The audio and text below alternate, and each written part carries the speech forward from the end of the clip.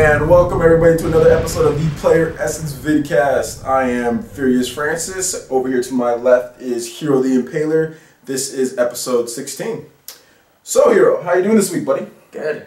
Real good. Good. It's been a good week for gaming. Oh, yeah. It's been a great week. We're all smiling. We're all greedy because,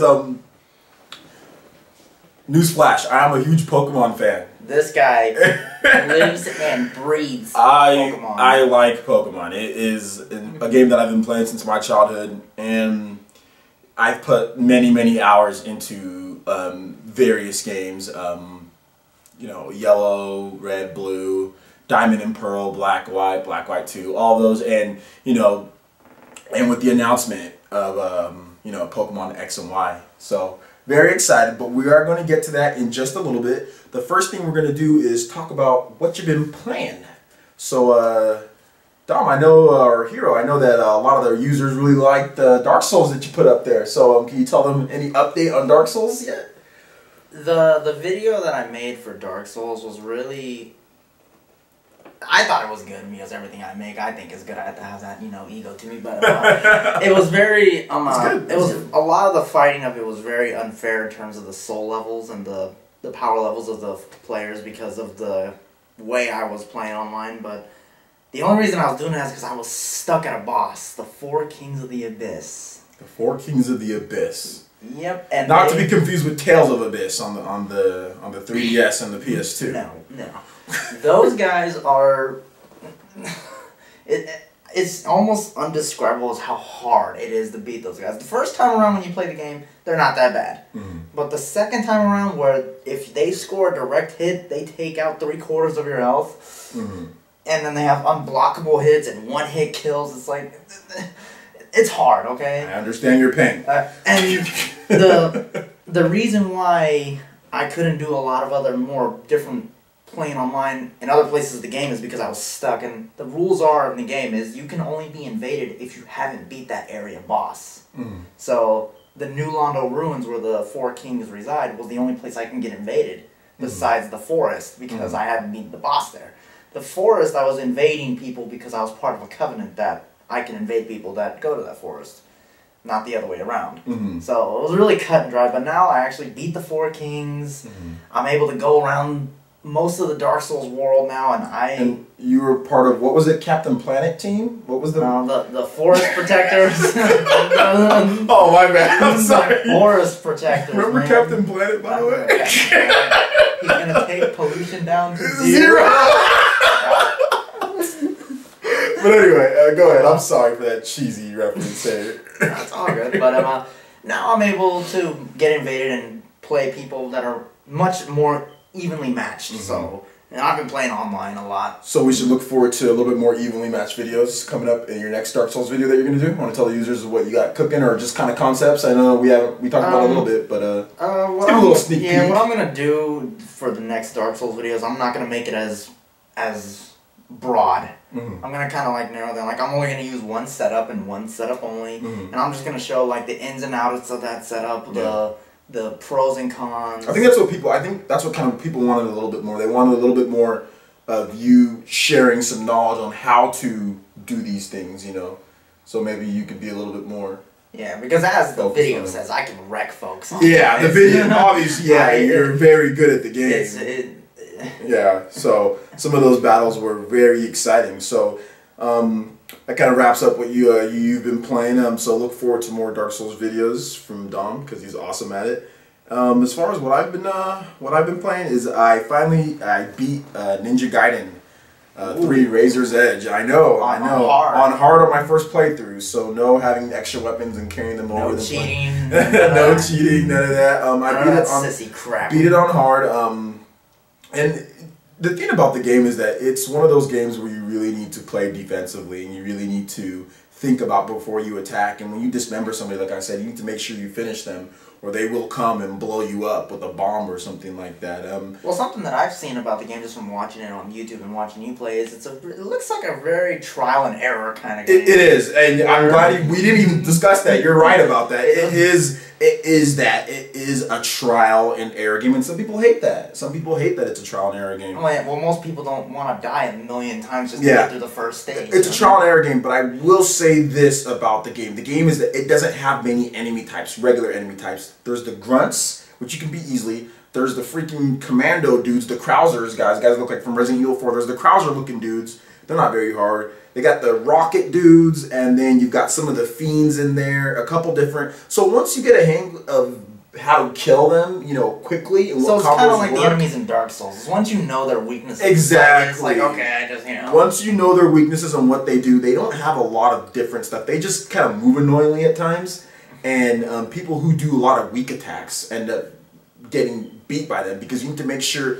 you hit them with that strong attack, dismember them, or break their guard if they have like a shield or something like that. So I've been playing a lot, but I mean I beat it, and it is trial and error, but you just gotta be smart about when you're playing the game. Just know that it's a Japanese made game. Look for the typical Japanese made tropes. You like, okay, this combo, you're safe to hit him. So if he does a combo and maybe you want to go in there and try to, you know, hit him, see if you're safe. Hit him, and does he get stunned or something? Then you know if he gets stunned, then you can follow it up. If he doesn't and he attacks you right away, don't do that again. A lot of people I see, it's like they're fighting a boss and they get hit right away and they keep on making the same mistake. It's funny you say that because in Dark Souls, it's the same thing. A losing tactic, and I say that, a losing tactic is always going to be a losing tactic. Exactly. You keep trying, and that's like I tell people when I play online, you keep doing the same thing to me, I'm going to keep doing the same thing to you to win. Exactly. You've got to make sure when you're playing Ninja Gaiden that you're not just following a losing tactic. If something doesn't work or if they hit you right away, it's not going to work. Look for something that works. Look for a combo that works. So what I'm going to do to help a lot of people out there is I'm going to be making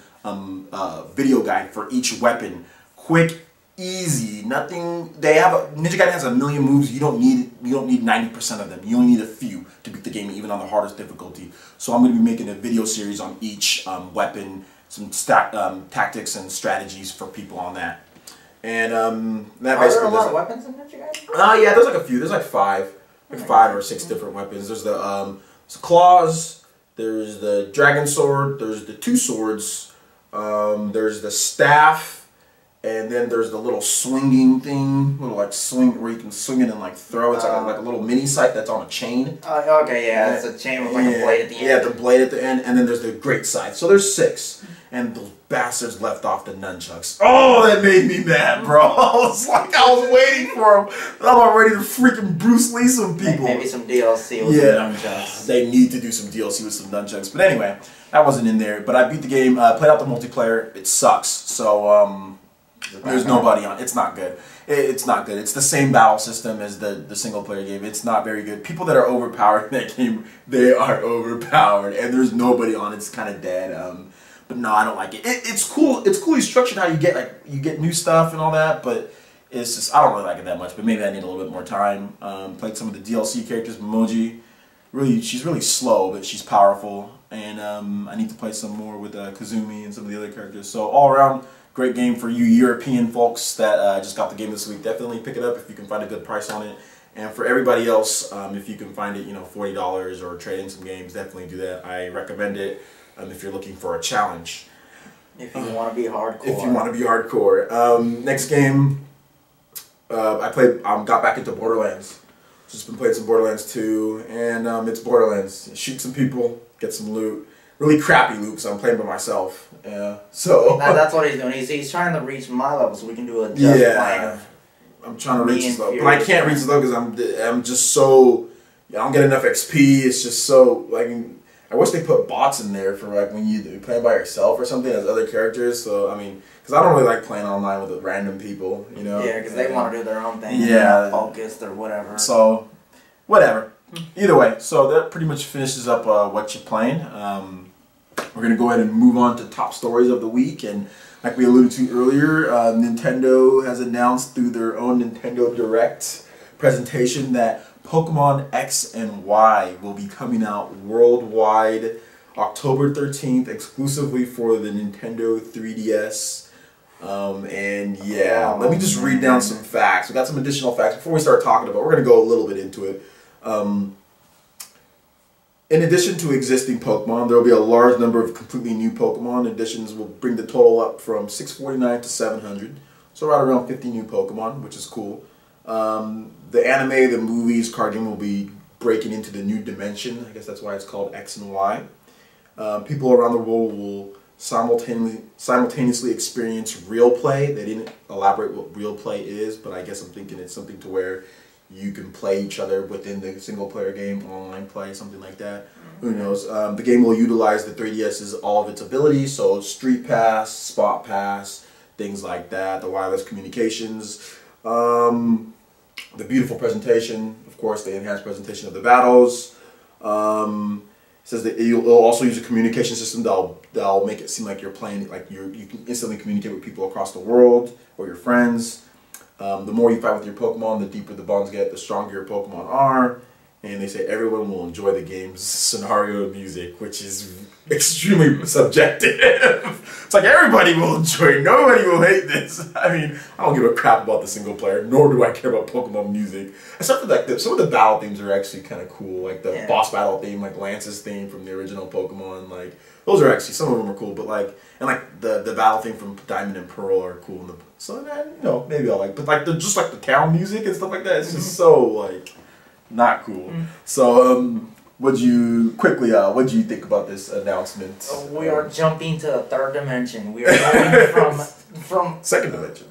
We're going from up, down, left, and right, to now we can go in 360 degrees wherever we want. Yeah. That has been years. It's a long time coming. It's been years coming. I just remember the Game Boy where you can just go up and down. The screen was like this big, man. That screen was so small. And now we're going to, you know, the 3DS and the 3DS XL. Yeah, and it's going to be awesome. The battle animations look so fluid. It looks so crisp. The graphics looked great. The out of town, like out of battle graphics, I think they still need to sharpen those up a little bit. But I think at the same time they're trying to make it look like a polygonal DS game. You know, they're trying to get that feel of how the DS looks, but put that on the 3DS, make it look like that, the simplistic nature of the art and things like that. But the in battles look great, and I can't wait to get that on my 3DS XL and see all the new Pokemon and how all the Pokemon integrated from the last generations. Usually it's like, okay, when you play through the single player, all you see is the new Pokemon. Yeah. A trainer might have a different Pokemon from a different gen or anything, but for the most part, all you saw was new Pokemon. This one, they're just integrating all the Pokemon in there. You'll see Psyduck, you'll see Magikarp, you'll see all these different, you'll see the Pokemon from the Diamond and Pearl, you see Pokemon from Ruby Sapphire, from the Red and Blue. So I like how they're just making it like, instead of just making it focusing on the new, just focus on Pokemon, you know? Having Pokemon there, all the Pokemon from all the gens, I love that. You know, that was one of my favorite things that they added on there. Just a Pokemon game, which I actually was calling for last time, like, instead of just getting like, you know, can we just get a Pokemon game that has the Pokemon? I don't have to beat the game, then go into like a certain area, and then, oh, okay, here's the old Pokemon. You know, like integrating all the Pokemon. So I'm happy. I'm happy about that. So you need to, at least you need to get a 3DS by then, dude. Well, that's a new topic. I'm probably gonna get the Fire Emblem. Oh, the Fire Emblem Edition 3DS. Yeah, they did just announce. I mean, this is just breaking news, I guess. But they did announce a Fire Emblem 3DS, but it is a regular 3DS, not a 3DS XL. Which is fine by me. Which might be a little disappointing for some. For you, I guess you're okay with that. So we're gonna go ahead and move on to the next topic. The next topic is Microsoft has shown off at CES the new Luma Room, which basically. It is, I'll read what it says here. Microsoft has revealed new technology called a Luma Room that uses Kinect and a projector to augment the surroundings in the video game around you to create a more immersive experience while gaming. Objects around you, objects that you see around you are being projected through visualizations that can change the appearance of the room, induce apparent motion, extend the field of view, and enable entirely new game experience. So it's kind of cool. Yeah, I honestly think if you want to know how this works, you probably want to watch the video on the site. I'll have it playing so people will be able to see it. Because our explanation doesn't make sense. That was the exact explanation that they gave us. It makes sense to me. Well, once you see it, you'll understand. But you'll understand. I think it's a good idea, but for me, that would just... I'd be too focused on what's not happening on the screen. Like, that's what I was telling you. If I was playing Dark Souls... online PvP, I don't care what's happening out there. I want to know what's happening right there right in the center. You know, this might work well for Ninja Gaiden, so maybe I'll see a missile coming from the side of me. You're like, hey, so I actually dodged the missile myself. I mean, I don't know. Maybe. Maybe I'll actually be able to see stuff in Ninja Gaiden, you know, coming at me from all angles. But the technology, you need a projector and you need to connect, and I'm not buying either one of those. I mean, it makes it so expensive to game if you want to get the most out of it. That's the thing is, what do you define as the most? I mean, that isn't the most for me. The most is, you know, an HD freaking TV. Yeah, all I need is an HD TV and a controller. I mean, if you got Wii U and they have some cool things inventory-wise with that, that's fine with me. You know, I didn't get Kinect. I don't have PlayStation Move, you know, so I'm not... You don't want to play Kinect Sports and all that? You don't want to just play it? No. No, I don't. I'm not social, so I don't like Kinect. All right, moving on to the next. Our leader is a loser. Something like that. All right, the next topic here. Just a quick one here. Devil May Cry, DMC Devil May Cry. A lot of users were wondering where the Bloody Palace was going to be from the other games, where basically it gives you like a room to fight in, and it gets progressively harder as you go on, and it's actually really hard to the point where a lot of people can't even beat it. And it's like up to like 100 rooms, and then you fight bosses and things like that. A lot of action games have it, like that type of stuff. God of War and whatnot. Yeah, God of War has it. Ninja Gaiden has it. They all kind of have those type of things. And but people are worried that it's not going to be in the game. It is going to be in the game. It's just going to be DLC that'll be released after the game, within like a week or two after the game. So DMC fans look forward to more Bloody Palace. And now we're going to kind of change focuses back to CES 2013 and the Steam Box, which it was kind of announced, but it wasn't formally announced. I'll go ahead and read you what they said about the Steam Box. XI3, that is the company Valve is hired to work alongside, is building the hardware, and it's financially backed by Valve. It's not ready for launch. There was a prototype in the developmental stage at CES. I'll put up some pictures of the actual chassis that they have, and there's no official name, but they do want it to kind of be like a LAN party thing because it's small. It's going to be very small, so you'll be able to bring it over to a friend's house to experience LAN. And of course, you're going to have an instant backlog of Steam. So this is I have Steam, and it's very very attractive to me right now. Of course, I need to know price. I need to know other things. Yeah. But it seems very cool. We'll get there with that. I mean, it'll come. We'll get there eventually. So allow them to take advantage of all that. So XI3 is really happy about it. Valve is working on it. So we might not see it in 2013. It might be 2014, early 2014. But we could see it in 2013, but probably 2014. Launching a console takes a lot of work and a lot of time. Yeah. And it's a very pricey, very pricey to launch something like this. But Steam already has the network built for it. So it's not like they're spending any extra money on Steam. They already got it built, So they just got to build the hardware. So that's that. And now the next console that's entering the race after the Steam Box is now going to be the Project Shield, developed by NVIDIA, which this laptop is powered by right here. NVIDIA technology, GeForce Gaming. And it's going to be using the Tegra 4, so that's the new processor chip that's super powerful. And what basically it is, it's like a hybrid of a console and a portable. It has like a little screen, and there's a controller. You can hook it up to your TV, hook it up to your laptop. A lot of accessibility, and it's you can play it on the go or you can play it at home. So it looks pretty cool. What they said about it here, it says the accessibility seems to be NVIDIA's catchword this year. It brings the glories of PC gaming to those not ready to spend money on the hardware. It's going to be a cloud gaming initiative, and using NVIDIA's grid gaming system that they've already set up.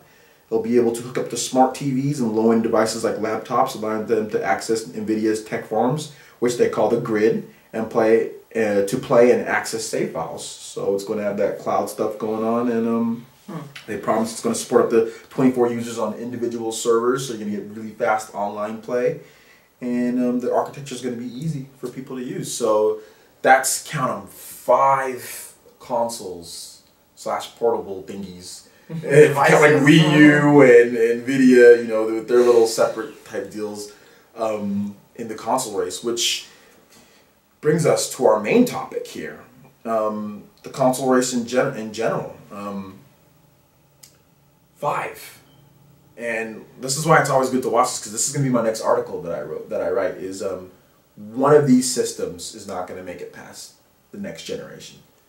It could happen to where they all do well, but the chances of 5, it's never happened.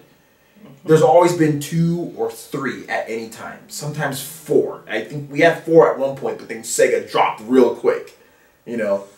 I know earlier in the days there was like Super Nintendo, PlayStation, 3DO, and like Sega or whatever. So there was like 4 or 5. Genesis. Yeah, Genesis. There was like kind of 4 like competing, but they were all kind of like wonky in power, you know, and very wonky, like different types of. The 3DO was ridiculous. That thing was like $700 or whatever at launch or something crazy, you know. And it didn't do very well. It dropped out very quickly. And then like the Philips CDI player that had those horrible Zelda games on there. The best Zelda games of them. Well, excuse me! Hey, excuse me, princess. Well, excuse me, princess. Hey, excuse me, princess. Hey, excuse me, princess. Hey, excuse me, princess. Stupid looking Zelda. That's the cartoon show that looked like the gaming ones. But anyway, yeah. Well, excuse me, Zelda or Link. But to go back to that ruined everything now. Yeah, that stupid excuse me. Those games were terrible, and it breaks my teeth to say there was a terrible Zelda game, but there's 3 of them. Yeah, they're not very good. But so we're just kind of going back to, you know, when there was all those consoles in the market with varying powers, because I think right now it's kind of a cluster F. You know what I'm saying? Well, like to all these systems. To me, for the longest time, it's been 3. It's been GameCube, PS1, and Xbox, and then they brought out the PS2, or excuse me, PS2. Mm-hmm. So, and then they brought the 360, PS3, Wii. Now Nintendo's brought out their Wii U. But I think Nintendo's been doing a lot better because they've been selling very well with their 3DSs and 3D. Yeah, I mean, if you count like the handheld, we're separating the handheld things right now in the handheld market. There's tablets, there's smartphones, there's PS Vita, there's 3DSs. You know, it's such a weird base. You know, a lot of people have been calling Doom, you know, for the portable, dedicated console handheld market. You know, and I don't think that's going to happen. But that's another story for another day. But as far as the console race goes, like one of these consoles isn't going to make it out. I mean, we're going to have the PS4 within the next year and a half. We're going to have the Xbox 720 within the next year and a half. We're going to have the Steam Box. We're going to have the Project Shield Tegra 4 powered gaming device. We already have the Wii U. All of these systems, man, it's like there's no way they're all going to make it out unless they do things very differently that attract their customers. That's why, in my opinion, this Tegra thing, or whatever it's called, this Android-based Tegra thing, it better have some exclusives. It better have some stuff that make people want to jump on it. Because Valve has exclusives, Microsoft has exclusives, Nintendo has exclusives, and Sony has exclusives. Those systems, what does this Integra thing, is it just going to play Android-based games? I mean, I know they show like the Conduit running for it, and I know that like Ubisoft is interested in developer Hawken, the PC game. You know, is it just going to be ports of like PC games and things like that? Or are they going to actually have first-party development on there? Because if they don't, I'm not going to get this thing. I don't care. I don't care if you can hook it up and play on the go or whatever. I don't give a crap. I'll play video games when I'm at home. I'll put my 3DS when I'm out, and that's that. And that's that. And maybe I'll get a Vita. Yeah, and maybe I'll get a Vita someday if they put some stuff on there. But to be honest, probably not. I'll probably just portable 3DS. But whatever. You know what I'm saying? I'm not trying to play my freaking games on the like full console blown games on the road. So this Integra thing, it needs to have some exclusives. Yeah, it needs to have some incentive. Incentive. If you would to buy it, like. And it's not going to be sold at a loss, so it could be a bit pricey. Steambox, you know, Valve has their back. They have their IPs. They have Half-Life. I mean, if they bring out Half-Life 3 for this, that's instant people buy. You know, or they have Team Fortress. They have Left 4 Dead. They have their stuff. You know, so they're good. Sony has theirs, their God of Wars. They have their, they have their PlayStation All-Stars. They have their games. Nintendo, of course, has theirs, and Microsoft has theirs. Hero, who do you think might not make it out of this one, and what is your thoughts in general on, the systems? Well, I'll start with the Wii U because it's already out. The Wii U, everyone was skeptical about it before it came out, but now that it's been out, and still to this day, can't find a deluxe at nowhere. Yeah, so it's tough to find the deluxe. So find a piece of crap basic. Yeah, you can find a basic, but only then. I've only found like 5 of them. Yeah. So you know what? The Wii U is doing phenomenal. I think it's right under 3 million sales. Yeah, right it's doing phenomenal. Zombie U, Ninja Gaiden's, New Super Mario, but Wii U is doing just fine with its first party games. And even its ports like Call of Duty Black Ops 2, I've heard some guys say, yeah, it's really, really good. It's on good, there. But, Xbox 720, Microsoft Sony PS4, excuse me, they need to stick to their first party games, the Halos, the God of War. Xbox needs to stick for yeah. Okay. Halo, with Sony, it's God of War, they need to stick to what they have. Same thing with Steambox. They need to stick to what they have. If they want to try to, bring in some new things, a Lost Odyssey or whatever, that's fine. But that's not going to happen. As much as I would wish for it, that's not going to happen. But what about the Tegra thing? That thing, I think that'll probably be the one that if it does make it, it'll only make it for so long. Because it's just, nowadays in the market of gaming, because if you look at it, let's rewind back to when it was just Atari. There wasn't many options in gaming. You either had an Atari or you had a Pong, you know what I'm saying? Yeah. Now there are so many different options. Like, you can have a Wii U, a 360, a 3DS, a PS3. PS Vita, which costs as much as a PS3. Yeah, you can have all these different consoles and handhelds and portables and all this, that for any company to try to, I'm going to bring something new into this, bro. We've been around for years already. Yeah. We already have fan bases of millions. Yeah, decades. Not even just years, decades. We have fan bases of millions that'll buy our consoles strictly because we have Halo, strictly because we have God of War, strictly because we have Mario. You know what I mean? You think about how many people bought a Wii U just so they can get New Super Mario Brothers U. A lot. The attach rate for New Super Mario Bros. And the Wii U is insane. It's like 70% attach rate. It is an insane attach. How much that game is sold relative to how many Wii U's. It's like that game is near 2 million, and there's about 3 million Wii U's. So. And that's my point. Insane attach rate. When people buy these consoles, they buy them for the first party games.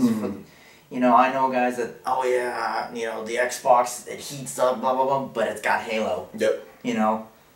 It's got Halo. PS3, Sony, all they do is make shooters, but you know what? We've got God of War. That's their Trojan horse. I think God of War, more than any other of Sony's, that's the thing that they need to do. They need to make God of War. They got God of War Ascension coming out for the PS3, which I'm actually interested in playing. But for PS4, man, they need to have God of War out within the first year and a half, in my opinion. They need to have God of War out, and it needs to be good. They need to bring that thing. They need to show people, hey, Killzone. They need to bring out their Killzone, and they need to bring out franchises that don't sell millions and millions. I like Infamous, but I hate to say it, for them to save money and stuff like that, Infamous might have to be something. It might have to become a PSN game or something like that. Because as well as Infamous has been received, it doesn't sell as much as the budget takes to make a game like that. So they need to push Uncharted. Uncharted is the other big one, actually, above Uncharted and God of War. Those are their Trojan horses. They need to make sure they go. With the PS3, they got Uncharted out a year after it. So, that would be great to get, a year after the PS4 comes out to have an Uncharted game, Uncharted 4, or whatever you want to call it, Mass Effect or something like that. Yeah, but they need to have exclusive. Of course, Microsoft is already working on Halo 5. So, they're already working, because they already know this thing's going to be the Halo box. Yeah. And they're going to push Halo, and they're going to have third parties, so. That's basically what that's how I feel about the race, if you would, is these companies need to stick with their first party games, and this new thing, Just tag right there. Yeah, I don't see it going because that's a portable console like the 3DS. If you can put in your pocket, is fine. But I mean, you're looking at that one. It's a control TV. I mean, I don't even really know what. They just showed a controller with like an HDMI port on the bottom of it, and like you can hook up to something like, and then there's like a TV hooked up to the controller, and like you can hook up that. I mean, I don't really know. Like my thing is, if I'm going on the road like that, why would I want to go through all that trouble when I can just? It might be like if people say, oh well, people bring laptops. You know, it could be like the same thing. Well, it's like the size of like, I don't know, like a small little like box. I don't know, like half of a laptop. It might be that size, and people can take it and stream, you know, their online games straight on there. And I understand. I think it does have somewhat of a market. I just think the market's not big. The market's not big enough, but I don't know if Nvidia's going to be putting enough stock into this thing to make it become one of the big players. You know what I'm saying? I'm not sure if they're even trying to do that because they said we're not going to sell the system at a loss, and we're going to. So I think if it does end up croaking at some point, well, we made profit on each one. So you know, we're out of business. We don't make them anymore, but we made profit on each one, and we made profit on the games, and well, we can just go back. We make a bunch of laptop graphics cards and we make money. We make a ton of money. So I think they're looking at it as a win-win situation. If it blows up and becomes good, awesome. You know, if it doesn't, well, we still made a few dollars. We still made money on each one sold. So some people might lose their jobs because of the new department that needs to do all this stuff, but at least the company doesn't lose like a lot of money based on like the consoles being sold. Like whereas Microsoft and Sony lose millions upon millions, so like they have no choice but to stick this thing out. They have no choice but to stick it out to the very bitter end because they lose billions or millions. Just imagine. I mean, imagine the millions and even billions of dollars that any of Nintendo, Sony, or Microsoft would lose if they gave up their first-party games and people would buy a Xbox 720 or PS4 instead of a Wii U. You know, not that would ever happen, but that's the magnitude of how many people are buying these consoles and these games. Is, you know what? If the PS4 came out and they didn't have God of War or Uncharted, people would be like, why would I want to buy that thing when I can buy Halo 5 on the Xbox 720? And I think you're trying to say that's the problem with this Integra thing. Yeah, they don't have anything. Project Shield. Yeah, they don't. I mean, it seems cool, but. Nah, bro. nah, bro. Like that. I mean, money is starting to get really tight, especially with the Steam box, and then with all this stuff. Like, nah, bro. Yeah, you're throwing yourself into a tiger.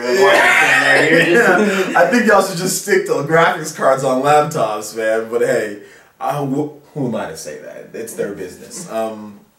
Okay, so. That's pretty much the main topic we got wrapped up there. Now we are going to move on to user questions. We got a pretty interesting user question this week. Remember always to send your user questions to Francis@Playeressence, or you can send them to questions@playeressence.com, and I will answer your user questions on the show with Hero the Impaler.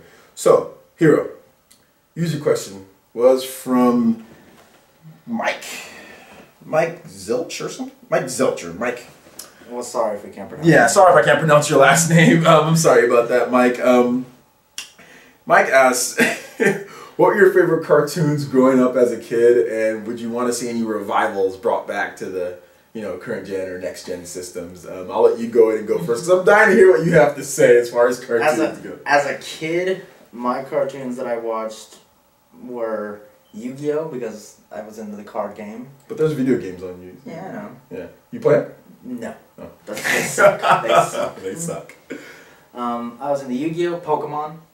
Gotta catch them all. Oh, gotta catch them all. They have a nice little game there, don't they? Yeah. A couple games. Yeah, they got a handful. Pokemon, Yu-Gi-Oh! DBZ. It's over 9,000. 9,000.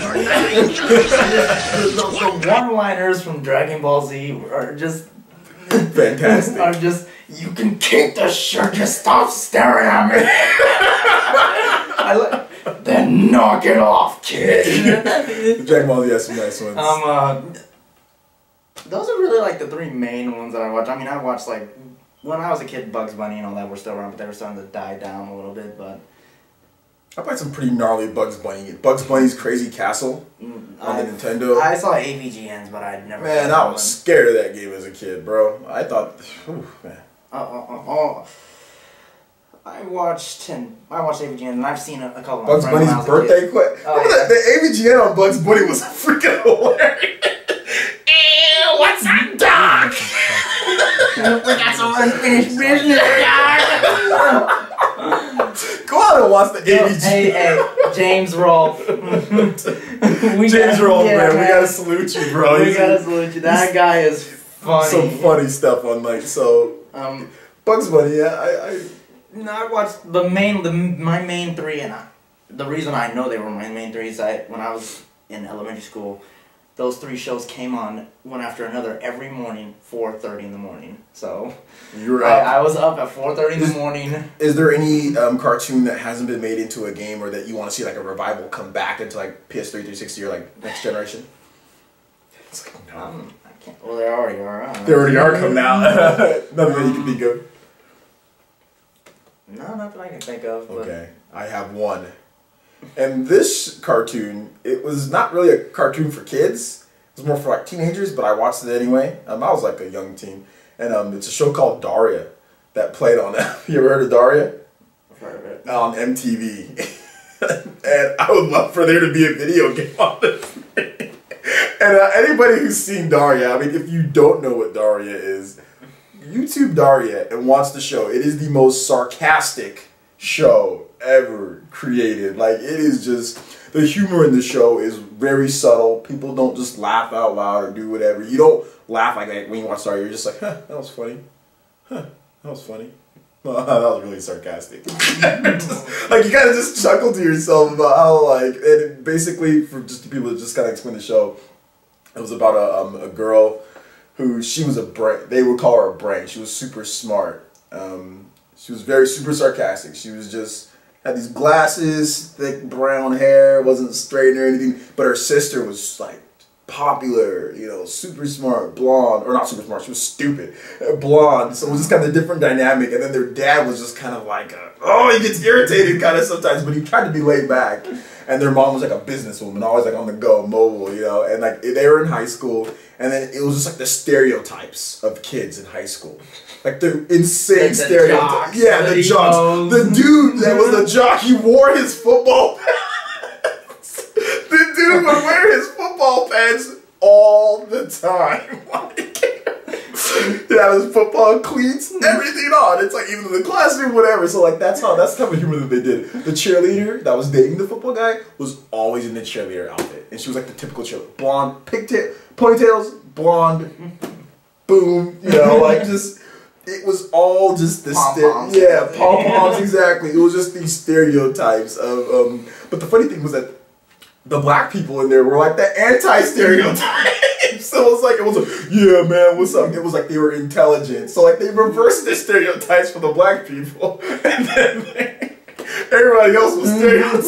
So it was just awesome. The black dude, he had dreads. And just be like, and like the football player would always go up to him like, hey, what's up, Mac Daddy? It's like, dude, don't call me Mac Daddy. He's like, whatever, Mac Daddy. So it was just a really funny show, and I would love for them to bring like, I don't know, like Telltale, the people who work at The Walking Dead or something like that, to make like a point and click game with Daria or something like that, and where you talk like with a Mass Effect wheel, or when you, or like a, you could probably make it like a bully almost. Yeah, like a bully or something like that. You run around as the Daria. I would like to just play as the game and just basically talk about things, because like Daria, she affected, like the funny thing is that she wasn't popular, but she talked to all the popular people at some point and just played games with them, you know, made them do things or say things, like she would mess with them, you know. So it was very good show. So I would like to see Daria make a comeback on there. What's that show? Not Soul Eater, that show, but I forgot. There was another show, Death Note. I would really like. It's another anime, and it's like a thinking. It's this guy, and whoever he knows the name of in a book, he can write it down, and that person dies. Oh, nice. And he basically tries to turn into God. He starts with like, you know, prisoners and evil people, but then he kind of grows kind of crazy. He starts doing all sorts of other stuff when people try to stop him. You know, so Death Note would also be another game. Would be a great game if somebody could pull that off to put in a video game. So Death Note Death Note and Daria for me. Yeah, Yu Yu Hakusho, DBZ. Which they already do. So Yeah. Yu Yu Hakusho. Yeah, Yu Yu Hakusho. A good game a for good you. one. Yeah. Rising, Toguro, Makuro. Yes, that'd be awesome. Kuwabara. Kuwabara! Because I'm a real man. Because I'm a real man. Kuwabara. Anyway, okay, so that basically wraps up the show. Once again, I want to thank you guys for coming to the site. We are having a lot of success, and remember, at 1 million hits, those shades are coming off, man. Those shades are coming off. So tell your friends, tell your family members, anybody who's into gaming, please go on the site, check it out every single day, multiple times. We do updates all the time. And also make sure you go on our Facebook page, go on our YouTube to get all those videos first and get all the content. And we're getting first. more videos up, more than just vidcasts. Yes. We're getting more Just Playing. Just Playing's going up. We got Ninja Gaiden going up more. We got more Dark Souls going up. We're going to have some Mass Effect on the Wii U probably going up pretty soon here so people can check that out. So definitely stay tuned to everything Playeressence.com has. Once again, I am Furious Francis. Here is Hero the Impaler. And we are up and out of here. Peace out, guys. Later.